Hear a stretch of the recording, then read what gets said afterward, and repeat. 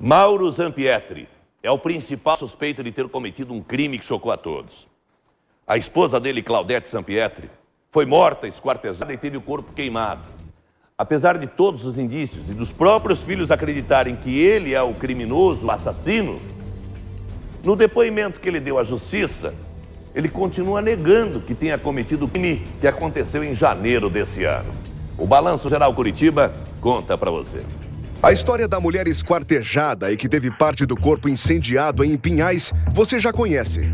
Mas é a primeira vez que essa mesma história é contada pelos personagens citados na fase de investigação. São os depoimentos da audiência de instrução no Juizado de Violência Doméstica e Familiar contra a Mulher em Curitiba. Revelações importantes de uma amiga, dos filhos e do homem que responde pelo crime. Claudete Zampietri passa 25 dias em Campinas, no estado de São Paulo. No retorno, ela encontra a filha mais velha e diz que havia procurado a Defensoria Pública de Curitiba. Ela ia na Defensoria Pública para separar do seu pai? Já estava decidida, já não era daquela semana, já era de antes já da viagem, inclusive, né? A Claudete já tinha feito isso há 4 anos atrás, há 10 anos atrás, quando veio o problema de... Era sempre frequente. É, normal. Passava 10, 15 dias, eu te amo. Falei, Claudete, não adianta, Claudete. A gente tem que tocar a vida junto, a gente se ama. Não tem condições, pra que separar, gente? A dona de casa queria separação. Mauro não aceitava, diz o filho mais novo. Eles sempre discutiam isso, né? Lá em casa, que ia vender a casa, que não ia, que ia se separar. Mas eu nunca fiquei muito ligado nisso também. Nunca fiquei, em cima dos dois, assim, vendo que eles falavam, que eles não falavam. Eu sabia que eles iam se separar. Certo. Eles brigavam muito dentro de casa? Brigavam. Claudete tinha medo de se alimentar em casa. Ela estava com medo de comer lá dentro e ele botar veneno na comida dela. Isso foi o que ela comentou pra mim, né? Nunca ela comentou nada disso comigo. Ela teria comentado também que temia pela própria vida. Não existe isso, não.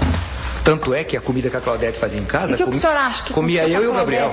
Claudete desaparece em 20 de janeiro. O filho mais novo trabalha em uma frutaria no bairro Cajuru. Por volta do meio-dia, Mauro leva almoço para Gabriel e volta para casa onde está a mulher. No meio da tarde, ele vai ao encontro de Gabriel novamente. Voltou até meio estranho, assim, meio abafado, assim, não sei explicar. Sei lá, pensei que tinha acontecido alguma coisa, mas daí ele falou que era pra fechar a frutaria, daí eu até falei pra ele, mas é 3 horas ainda da tarde. Daí ele falou, a verdade. Daí ele falou, fica aí então. Mauro Zampietri conta outra história sobre o fechamento da frutaria naquela sexta-feira, 20 de janeiro. O assunto de fechar, eu falei na frente, lá todo mundo ouviu. Falei, Gabriel, convém, filho, a gente fechar isso aqui, porque nós estamos tirando dinheiro da gráfica e colocando na frutaria. É inviável isso. A gente abre em outro ponto com mais vantagem financeira. Esse foi o fechar. Ah, tá. Era fechado e encerrar as atividades na frutaria. Sim, naquele era fechar, local. Arrumar um ponto melhor tudo. Fechar para ir embora, não. E o que teria acontecido entre meio-dia e 3 da tarde, a partir do momento em que ele sai da frutaria, na versão de Mauro? Fui na frutaria do Gabriel, entreguei a comida para ele atrás do balcão, fiquei no balcão para ele até ele almoçar, meio reservado, tipo 1h30, mais ou menos. Eu me lembro que não tinha troco, fui buscar troco, alguma coisa, eu demorei ali. Dali eu fui pagar boleto bancário, que era sexta-feira e eu tinha recebido dos meus fornecedores que eu presto serviço terceirizado para a gráfica. Sim. Eu tinha o quê? 300 reais para pagar.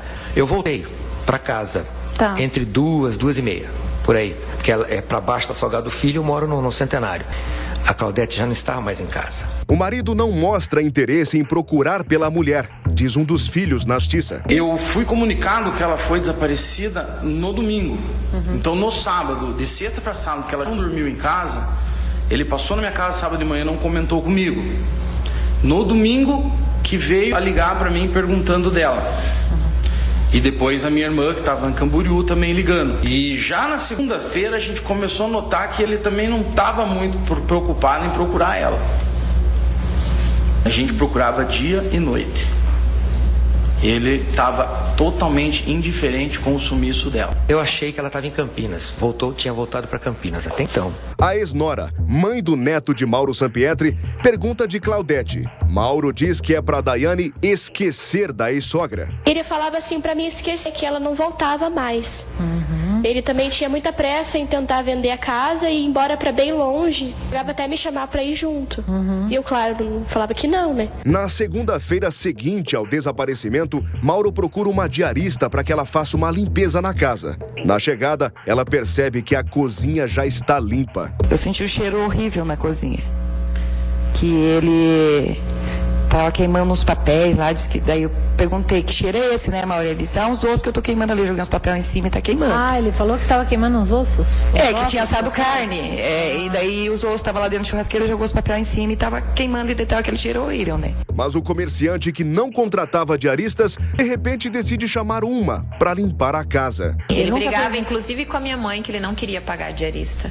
E, às vezes tinha que fazer contra a saúde dela mesmo, contra a vontade dela, tinha que limpar, porque ele estava totalmente contra. Por fim, a diarista vai ao quarto de Claudete. Eu fui lá no quarto dela, mas estava lá o celular dela, o relógio, os hidratantes, tudo que ela gostava, entendeu? E eu já comecei a estranhar aquilo ali. Ainda na fase de inquérito, Mauro disse à polícia que Claudete teria ido embora com um homem. Na justiça, ele diz não saber. Eu sou casado com a Claudete desde 1977. Se a Claudete, honrada do jeito que era, tivesse algum amante, algum namorado, ela seria correta em falar comigo. Mas que mulher sai de casa e deixa celular, relógio e produtos de maquiagem? A filha de Mauro e Claudete desconfia das atitudes do pai e vai ao encontro da diarista. A Tânia perguntou quem tinha feito faxina lá. Ele disse que eu tinha feito. Ela perguntou quanto que a Linda cobrou que tá tão limpinho desse jeito. Eu só limpei o fogão e a pia. Ele disse assim, cobrou R$80. Eu abri um centavo dele, porque a gente era amigos. Mauro leva o veículo a um lavacar, bem próximo à casa dele, o que ele não fazia há anos. O carro tava imundo, tava muito sujo. Cebola, batata, o menino não mencionou aqui, mas ele tirou um saco de manga, banana. Era muita sujeira. Os filhos procuram a polícia. Na semana seguinte, Tânia, a filha mais velha, vai à casa dos pais. E as coisas dela estavam todas lá. Todos os pertences pessoais. Minha mãe é muito vaidosa, ela não sairia de casa, não colocaria nada dentro de... Não viajaria sem levar as coisas dela. Perfume, creme, o relógio dela estava na cômoda, pulseira, brinco, tudo. Todos os pertences pessoais, calcinha, sutiã, tudo estava lá. As roupas dela, as gavetas cheias. E dentro de uma mala grande estava o tronco de um corpo humano. Eu e meus irmãos, a gente olhando pela casa, a gente passou pela cozinha e eu vi uns respingos de sangue do lado da geladeira. Eram uns respingos bem vivos de sangue. Chamei meu irmão, chamei todo mundo, mostrei. Minha cunhada falou, não é estranho, né? Parece ser sangue. E eu indaguei meu pai, falei, que sujeira é essa aqui na cozinha? Que é essa sujeira? Ele falou assim, é um molho de frango que eu temperei, que espirrou sangue aí. Daí meu irmão foi até a lavanderia, foi no tanque, daí ele viu um pano mergulhado no balde, bem vermelho, cheio de uma sujeira bem escura. Daí ele pegou esse pano, ele torceu, colocou no tanque e me tirou uma foto de lá da lavanderia e me mostrou. Falou, vem aqui. Porque a gente estava meio começando a ficar preocupado com aquela situação que a gente estava vendo em casa. Tudo isso passou um filme na minha cabeça, assim, a gente começou a ficar muito intrigado. Um filme de terror com evidências fortes de homicídio seguido de esquartejamento e ocultação de cadáver. Tânia procura um policial civil de Pinhais e os dois vão à casa de Mauro e Claudete. Ele ficou bem alterado, ficou super nervoso comigo, perguntou se eu estava desconfiando dele, o que aquele policial estava fazendo lá. Eu falei, não, pai, olha, a princípio a gente tem que investigar o que aconteceu aí. Tem umas coisas estranhas aí, tem umas sujeiras, tem umas manchas de sangue. Daí ele, você está me acusando, você acha que eu matei sua mãe? Eu falei, não, de maneira nenhuma. Eu nunca achei isso a princípio dele. A gente nem quer acreditar numa coisa dessa, né? Mas o senhor ficou bravo com ela? Lógico. Do quê? Lógico, fiquei bravo. Falei, Tânia, eu me sinto mal assim, filho. Parece que eu não tô querendo a Claudete. Você tá escondendo sua mãe de mim? O que tá acontecendo? Peritos do Instituto Médico Legal de Curitiba coletam vestígios de sangue e encaminham para análise. Exames de DNA revelam que o tronco encontrado ainda em chamas no Veisópolis, em Pinhais, é de Claudete. Mauro, o principal suspeito, é preso na casa da família no bairro Cajuru, em Curitiba. Ele ficou meio que sem reação, assim, parecia que não tinha caído a ficha dele ainda, ou que, sei lá, o jeito que ele era, não entendi também. Os resultados dos laudos são inconclusivos. Não é possível afirmar se os vestígios de sangue colhidos na casa são de Claudete Sampietri. O que o senhor acha que aconteceu com a Claudete? Sinceridade. A pessoa que fez isso com a Claudete não é gente, não. Não é homem. Não é. E eu, na minha opinião. Tá, mas eu perguntei o que o senhor acha que aconteceu. Não o que o senhor acha da pessoa que fez isso com ela.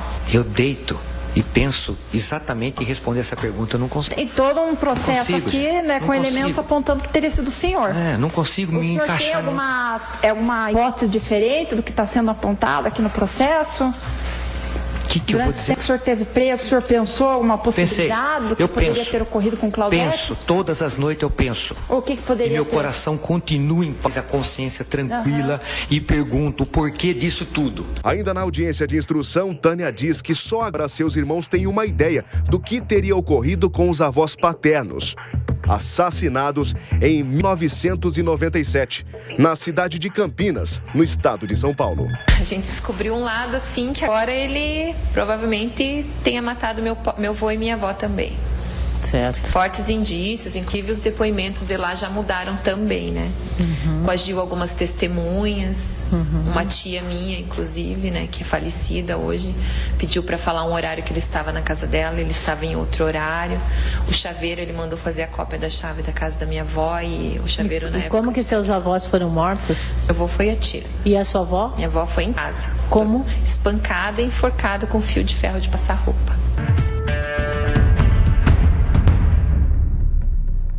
E o Mauro Zampietri é suspeito de ter matado os próprios pais também, conforme a filha falou em depoimento à justiça no estado de São Paulo.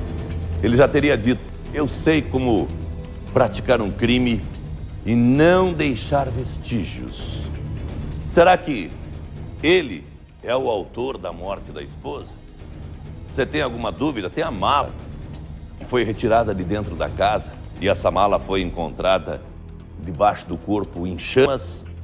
Tem lá o conjunto de malas, a mala maior, a mala média e a mala pequena. A mala média é onde o corpo teria sido transportado. Alguém teria invadido a casa, praticado o crime, esquartejado o corpo. Por quê? É claro que a verdade vai aparecer e a justiça vai prevalecer.